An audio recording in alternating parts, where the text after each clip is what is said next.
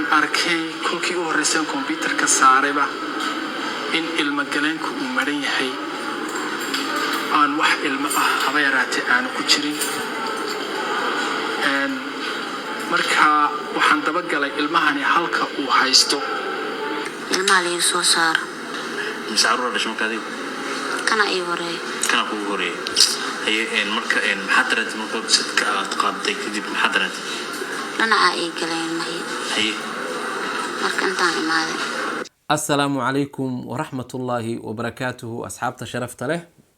ومركلة إيام وقال عصب برتن إن قد هنيسانا وبرتني وبرتي أنكو كل مجرني ولا كهمي برو آدي أدوم هالسنتين ملك سيد كجوكتان دافع عالمك ولا لها قلبك وحنا دلنا هيسود الدواذا أنت بدنا وحنو كود هذا الله وبرنامجته وعي قلنته مرول با حالadaha jira mararka qaybtoodna waxaan ku talagalnaa inaan idin soo gudbino waxyaabo idin farxad geliya markan waa arin mucjiso ah oo cajiib ah oo la yaab leh oo runtii xanuun badan oo Soomaaliya ka dhacday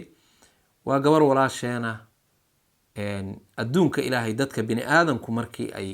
iyagu fakaraan oo aqli la yimaadaan oo horumar iyo tallaabo ay qaadaan oo horay u gudbaan waxa weeye wanaag badan bay dhaxlaan bal marka inagoo isbarbardhig sameynayna maanta dalkeennii hooyo qaabka uu yahay iyo marxaladda uu ku sugan yahay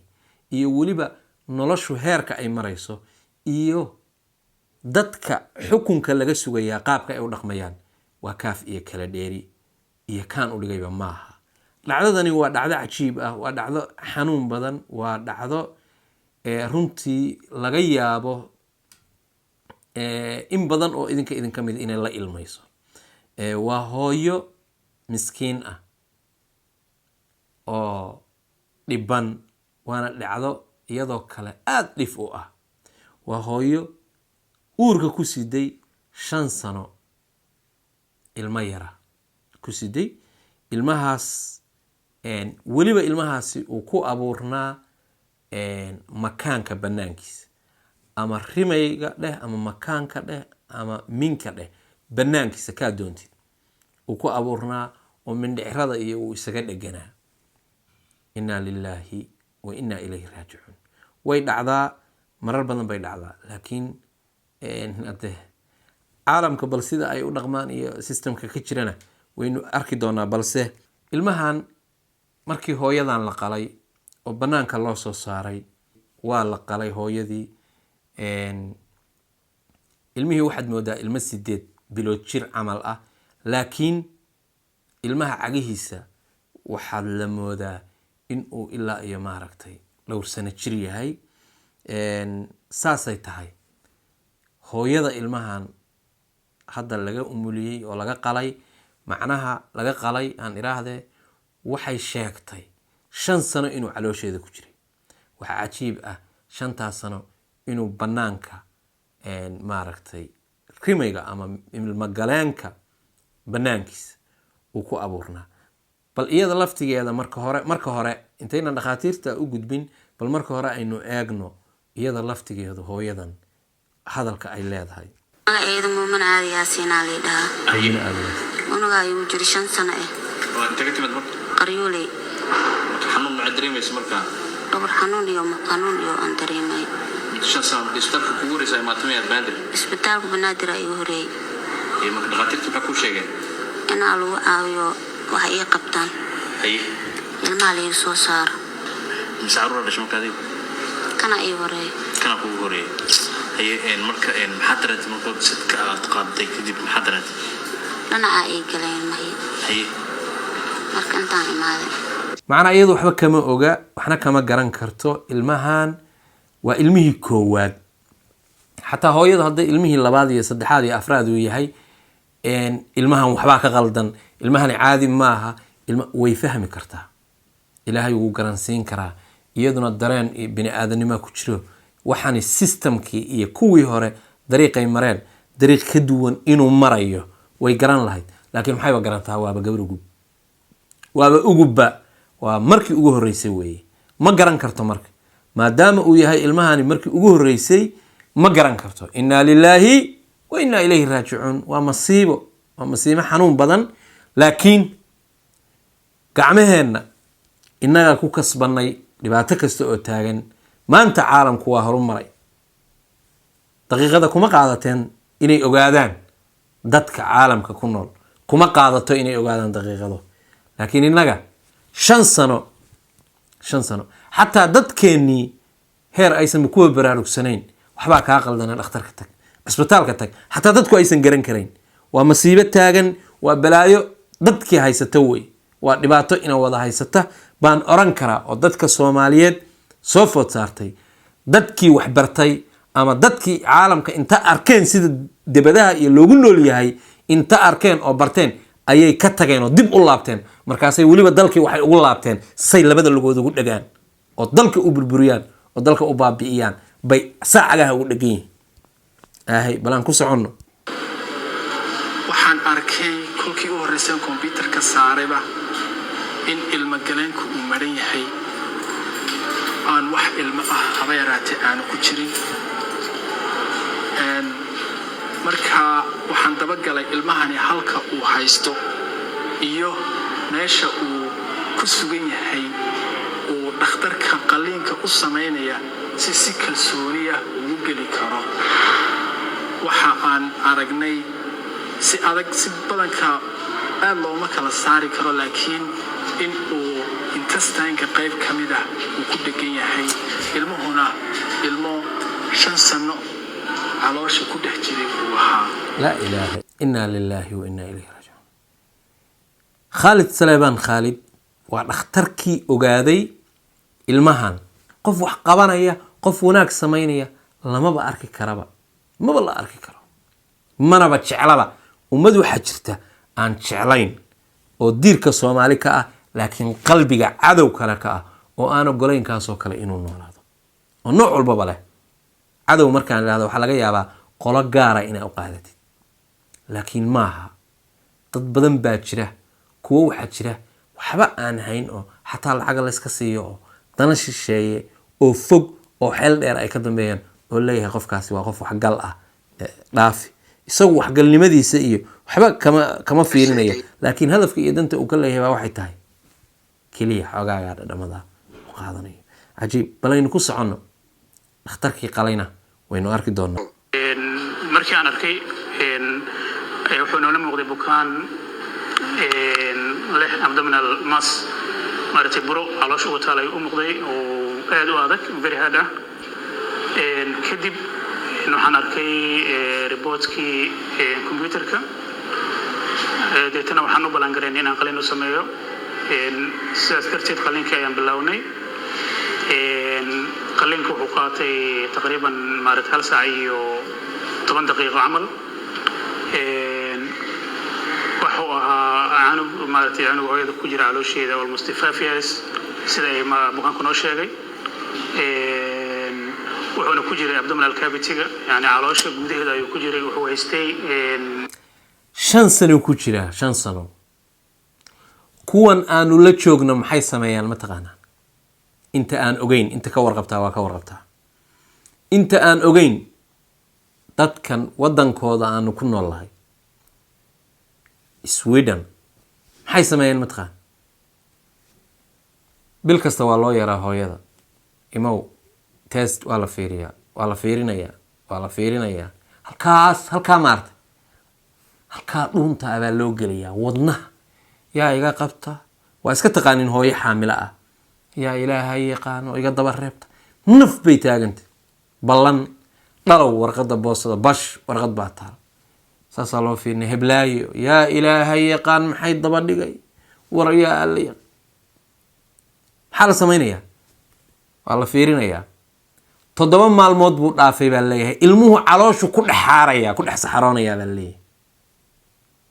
calooshu ku dhex saxaroonaya, saxaradu cunaya. khasab in la qalo weeye. war intaan foolanayo isuga yaa ilaahay yaqaan. may 7 beri baa dhaaftay. iminsa gabdhood baa lagu sameeyey?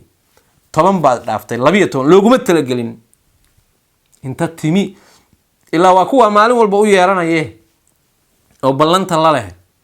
waaba loo diyaariyayba in la kala tuuro dhag oo laga saaro maba ogaba meeshii bay tagtay seexaa la leeyahay waa khasab in lagaa saaro maya ilmihii saxaro meeshuu ku dhex saxarooda ilmihii khalaas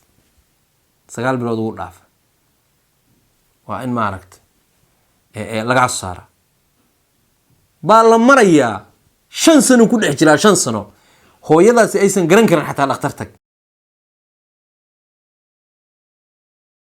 yaa qalbigeena saa u galay yaa dadkeena saa u baaba'shay waxa dalkeena saa u baaba'shay iyo dadkeena kuwa madaxda sheeganaya oo ilaa maanta xal laga la'yahay keena xal laga la'yahay dalkiina uu burbursan yahay oo baaba'san yahay u danayn mayaan nin walba oo xil haya u fiirso caruurtiisa qurbahay joogaan caruurahoodii qurbahay joogaan ugu yaraan Soomaali waa ka soo kaxaysteen meel kale geysteen wadana kale joogaan kulligood bal muraayad qaato wada fiiriya caruurtoodii yaryarka ahayd waxbarashay jiraan xaasaskoodii bannaankay u joogaan kulli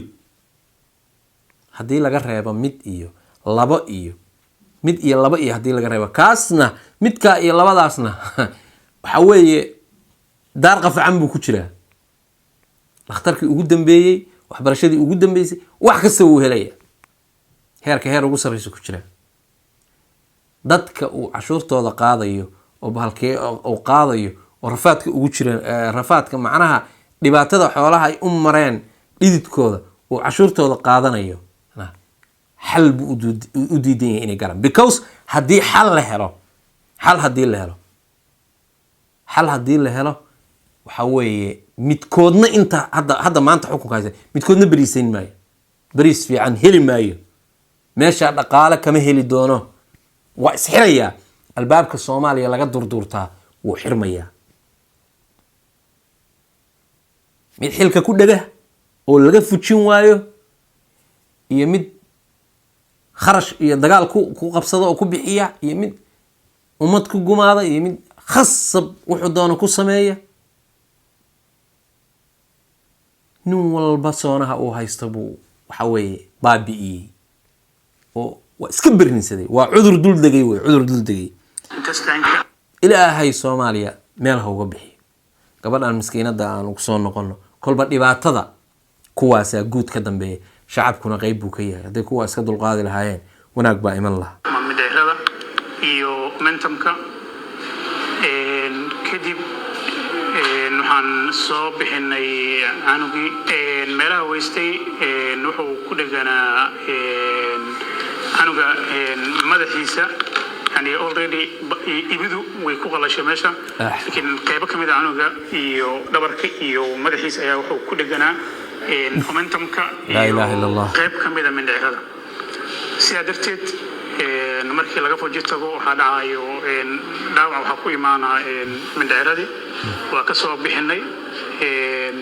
dib aan ugu habeenay anuga aan soo saarnay oo arki kartaan clipka aan ka sameynay wuxuu u muuqdaa almost anugu 6 bilood ama sanad ku dhow muuqaalkiisa la ilaha illa allah ilaahu hooyada caafimaad si rabbiyow maama muumino oo runtii ahayd hooyo ugub ah muddo 5 sano ka hor guursatay la noolayd xaalado xanuun dareemaysay muddo 5 sano ah buro ama maxay ahayd culays xagga caloosha ah markii ugu horeysay isbitaalka timid waxay la kulantay dhaqaatiirteena fadhiisata bukaan socodka waxaa loo diray inay u baahan tahay ultrasound ama computer waxaa qaabilay Dr. Khalid oo ka tirsan dhaqaatiirta sida hufan noola shaqeysa isbitaalkana waqti dheer si volunteer ah ugu qudmeynaya dadkii Soomaaliyeed waxaa ilaahay mahadiis ilaahay u waafajiyay inuu diagnosis sax ka gaaro case kan oo ah dhaqaatiirta say sheegeen calcified fetus oo ah inuu ku sameysmay ilma galeenka banaankiisa ayna tahay dunida uu dhifi qaliil ku yahay Soomaaliyana case-kii saddexaad inta ogaalkay ah aan maqalnay isbitaalka runtii wuxuu u adeega bulshada Soomaaliyeed wali kuwa daagta daran hooyooyinka Soomaaliyeed ee ka faa'iideysto aad ay u tiro badan yihiin Maymuna muumina waxay ka mid noqotay dadkii ka faa'iideystay adeegaas oo daawo lacag la'aan ah iyo computer lacag la'aan ah ilaahayna gabadhan umusha caafimaad ha siiyo 5 sano shaki bayba ku noolayd talow waxaan ma ilmaa xanuun kugu siyaaday oo buraa fahmis meel lagu kala saaran lama hayo dalkeeni saasaa u dhameysay waxaa ila la yaab leh tuugta ka tegay dalalka shisheeye tuugada ka tagtay wadamada kale oo dalkii inta tagtay dib u baabi'inaysa war waxaad arkaysaa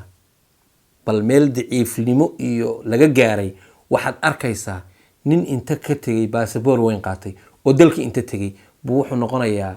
meesha xil kuwa ugu hooseeyo gelaya dadkii dalka joogay buu ka ciriirsanaya marka u fiirsatid inuu xilkaas ninkaas waaba xil yare maxaa qoorta u geliyay musuqmaasuq iyo balaayo iyo jinni iyo hawlo kala u dheer